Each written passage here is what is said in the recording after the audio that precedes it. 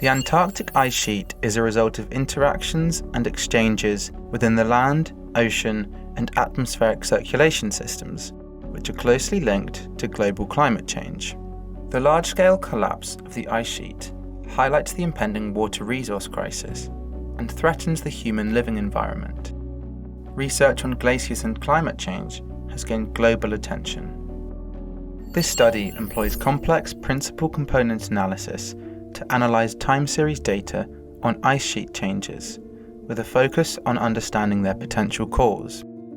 CPCA incorporates phase information related to ice sheet changes, allowing for the capture of dynamic spatial variations. Figure 1 presents the spatial mode of the first principal component. Arrows in the spatial mode indicate the phase information of ice sheet changes, reflecting the factors influencing these changes and their source directions. For example, precipitation, temperature, and oceanic erosion. The phase information of the first spatial mode suggests that the major factors influencing Antarctic ice sheet changes originate from the South Pacific. Periodic analysis of the first principal component reveals that changes in the ice sheet are primarily associated with low-frequency signals linked to influencing factors from the South Pacific, particularly related to El Niño southern oscillation. Figure 3 depicts the spatial mode corresponding to the second principal component.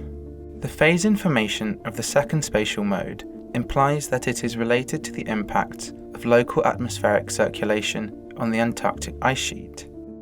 We note that the direction of the phase in the Basin 21 and Basin 23 regions is counterclockwise, while the phase direction in the Basin 1 area is clockwise. It is somewhat similar to atmospheric circulation at a height of 700 hectopascal, which is affected by disturbances in the Antarctic Peninsula and leads to counterclockwise atmospheric circulation in the Basin 21 and Basin 23 regions.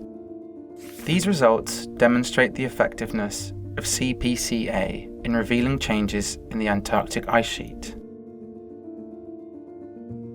The main contribution of this study is its revelation that the loss of the Antarctic ice sheet primarily originates from low-frequency signals coming from the South Pacific, which may be related to ENSO. In addition, the novelty of the CPCA lies in its ability to utilize phase information of the ice sheet to reveal the source directions of factors influencing ice sheet changes.